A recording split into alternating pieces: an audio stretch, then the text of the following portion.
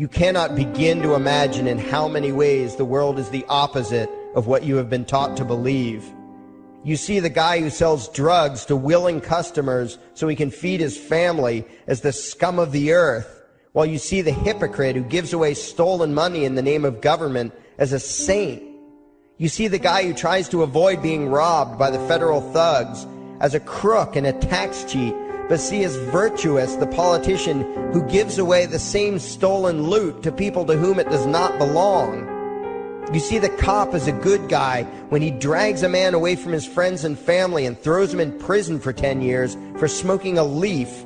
And you see anyone who defends himself from such barbaric fascism as the lowest form of life, a cop killer. In reality, most drug dealers are more virtuous than any government social worker, and prostitutes have far less to be ashamed of than political whores, because they trade only with what is rightfully theirs, and only with those who want to trade with them. The upstanding, church-going, law-abiding, tax-paying citizen who votes Democrat or Republican is far more despicable and a bigger threat to humanity than the most promiscuous, lazy, drug-snorting hippie. Why?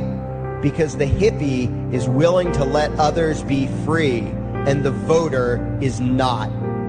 The damage done to society by bad habits and loose morality is nothing compared to the damage done to society by the self-righteous violence committed in the name of the state.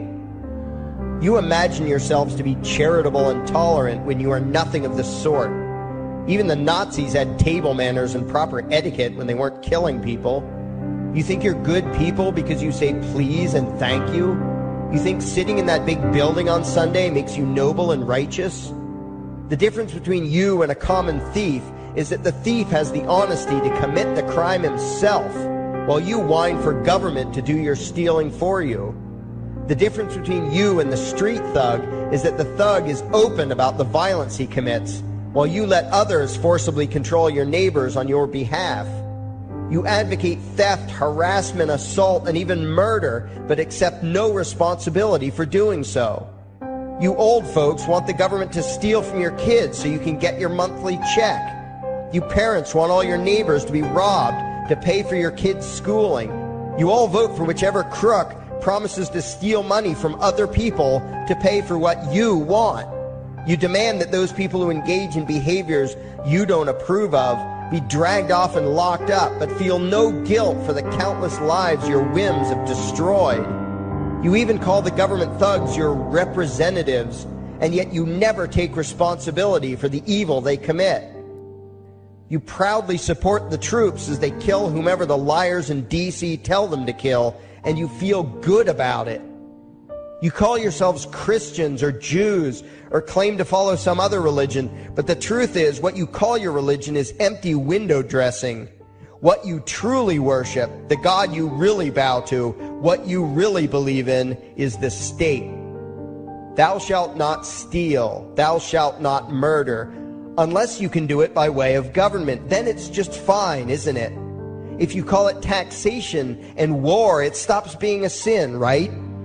After all, it was only your God that said you shouldn't steal and murder, but the state said it was okay.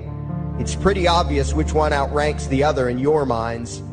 Despite all the churches, synagogues, and mosques we see around us, this nation has one God and only one God, and that God is called government. Jesus taught nonviolence and told you to love your neighbor, but the state encourages you to vote for people who will use the violence of government to butt into every aspect of everyone else's life. Which do you believe?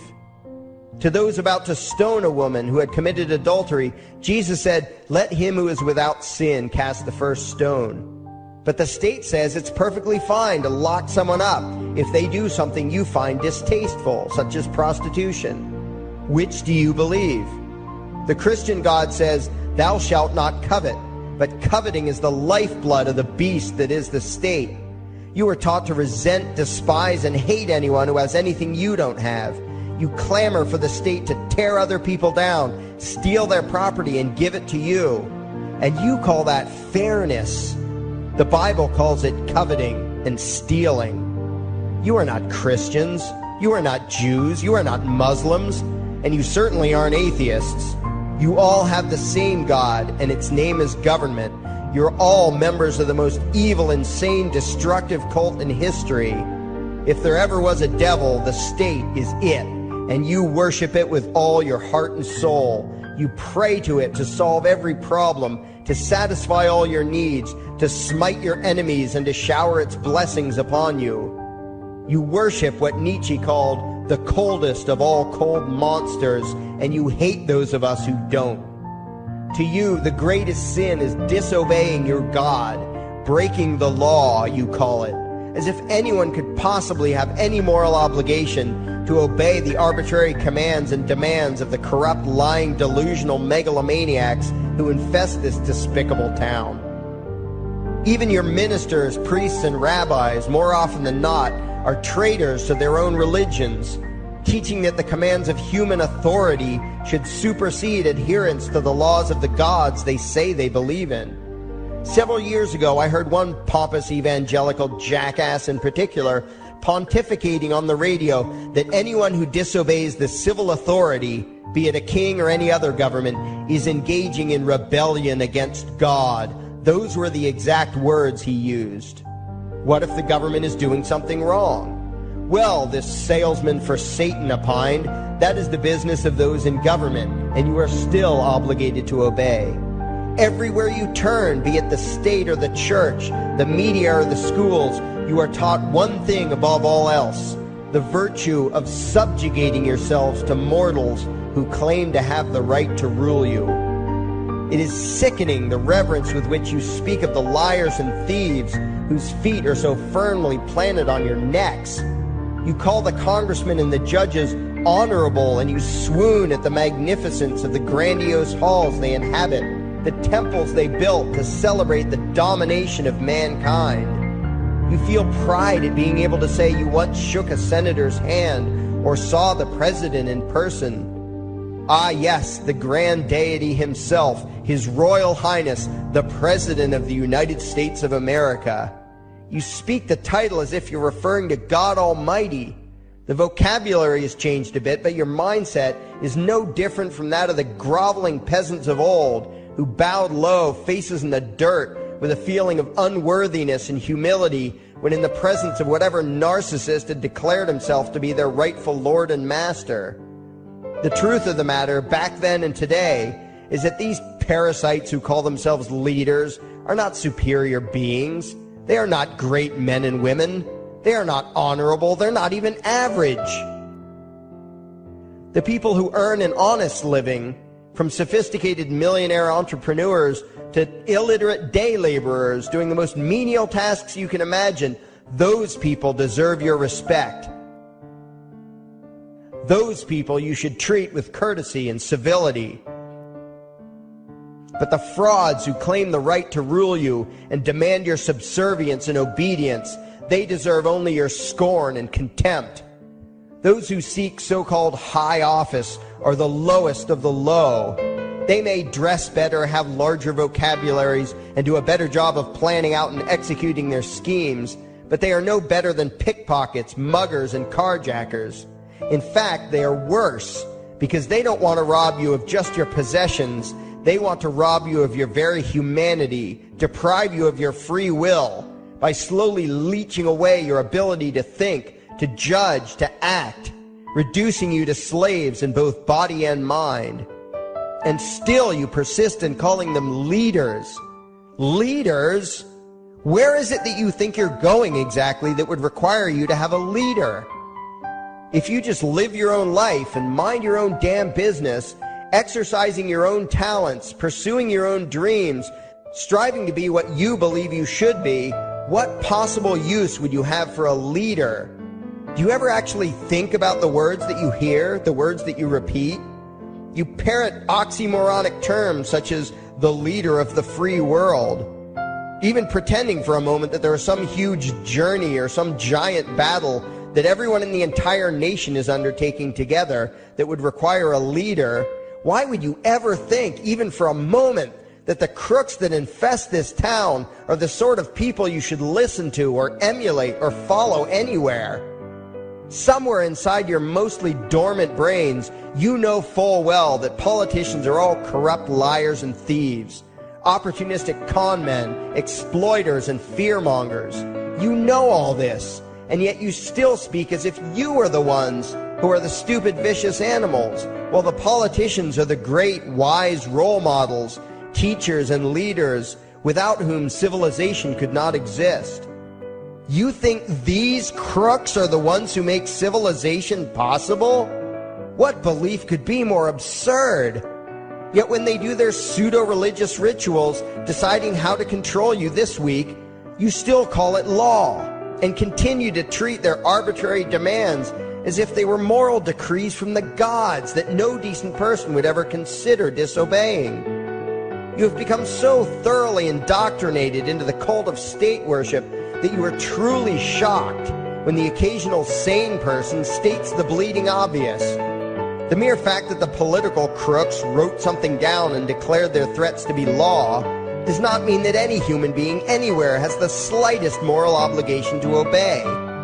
Every moment of every day, in every location and every situation, you have a moral obligation to do what you deem to be right, not what some delusional bloated windbag says is legal. And that requires you to first determine right and wrong for yourself, a responsibility you spend much time and effort trying to dodge. You proclaim how proud you are to be law-abiding citizens and express your utter contempt for anyone who considers himself above your so-called laws, laws that are nothing more than the selfish whims of tyrants and thieves. The word crime once meant an act harmful to another person. Now it means disobedience to any one of the myriad of arbitrary commands coming from a parasitical criminal class. To you, the term crime is nearly synonymous with the word sin, implying that the ones whose commands are being disobeyed must be something akin to gods, when in truth they are more akin to leeches. The very phrase, taking the law into your own hands, perfectly expresses what a sacrilege it is in your eyes for a mere human being to take upon himself the responsibility to judge right from wrong and to act accordingly, instead of doing what you do, unthinkingly obeying whatever capricious commands this cesspool of maggots spews forth.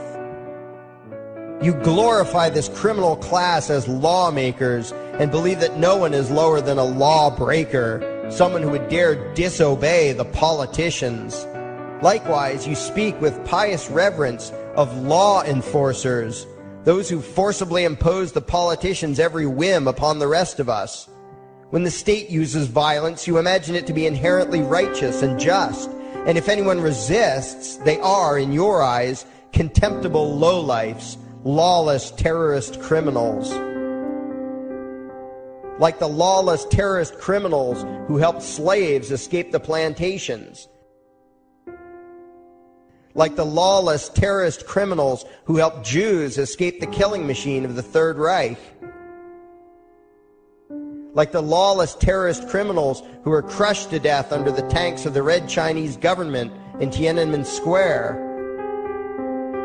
Like all the lawless terrorist criminals in history who had the courage to disobey the never-ending stream of tyrants and oppressors who have called their violence authority and law. And that includes the lawless terrorist criminals who founded this country. Everything you think you know is upside down, backwards, and inside out. But what has to take the cake, the height of your insanity, is the fact that you view as violent terrorists the only people on the planet who oppose the initiation of violence against their fellow men. Anarchists, voluntarists, and libertarians. We use violence only to defend ourselves against someone who initiates violence against us. We use it for nothing else. Meanwhile, your belief system is completely schizophrenic and self-contradictory. On the one hand, you teach the young slaves that violence is never the answer. Yet out of the other side of your mouths, you advocate that everyone and everything, everywhere and at all times be controlled, monitored, taxed, and regulated through the force of government. In short, you are teaching your children that the masters may use violence whenever they please, but the slave should never resist. You indoctrinate your children into a life of unthinking, helpless subservience. You are putting the chains around their little necks and fastening the locks tight. And worst of all, you feel good about it. Out of one side of your mouths, you condemn the evils of fascism and socialism and lament the injustices of the regimes of Hitler, Stalin, and Mao. While out of the other side of your mouths, you preach exactly what they did. The worship of the collective, the subjugation of every individual to that evil insanity that wears the deceptive label, the common good. You babble on and on about diversity and open-mindedness, and then beg your masters to regulate and control every aspect of everyone's lives, creating a giant herd of unthinking conformist drones. You wear different clothes and have different hairstyles, and you think that makes you different. Yet all your minds are enslaved to the same club of masters and controllers. You think what they tell you to think and do what they tell you to do while imagining yourselves to be progressive, thinking, and enlightened. From your position of relative comfort and safety, you now condemn the evils of other lands and other times while turning a blind eye to the injustices happening right in front of you. You tell yourself that had you lived in those other places, in those other times, you would have been among those who stood up against oppression and defended the downtrodden. But that is a lie. You would have been right there with the rest of the flock of well-trained sheep, loudly demanding that the slaves be beaten, that the witches be burned, that the nonconformists and rebels be destroyed. How do I know this? Because that is exactly what you are doing today. Today's injustices and oppressions are fashionable and popular, and those who resist them, you tell yourselves, are just malcontents and freaks, people whose rights don't matter, people who deserve to be crushed under the boot of authority. Isn't that right? You bunch of spineless, unthinking hypocrites, look in the mirror. Take a good look at what you imagine to be righteous and kind. You are the devil's plaything. The crowds of thousands wildly applauding the speeches of Adolf Hitler, that was you. The mob demanding that Jesus Christ be nailed to the cross, that was you. The white invaders who celebrated the wholesale slaughter of those godless redskins, that was you. The throngs filling the Colosseum, applauding as the Christians were fed to the lions, that was you. Throughout history, the perpetual suffering and injustice occurring on an incomprehensible scale, it was all because of people just like you. The well-trained, thoroughly indoctrinated conformists, the people who do as they're told, who proudly bow to their masters, who follow the crowd, believing what everyone else believes and thinking whatever authority tells them to think. That is you. And your ignorance is not because the truth is not available to you. There have been radicals preaching it for thousands of years. No, you are ignorant because you shun the truth with all your heart and soul. You close your eyes and run away when a hint of reality lands in front of you. You condemn as extremists and fringe kooks those who try to show you the chains you wear because you don't want to be free. You don't even want to be human. Responsibility and reality scare the hell out of you, so you cling tightly to your own enslavement and lash out at any who seek to free you from it. When someone opens the door to your cage, you cower back in the corner and yell, "Close it, close it." Well, some of us are finished with trying to save you. We've wasted enough effort trying to convince you that you should be free. All you ever do is spout back what your masters have taught you, that being free only leads to chaos and destruction, while being obedient and subservient leads to peace and prosperity. There are none so blind as those who will not see. And you nation of sheep, would rather die than see the truth.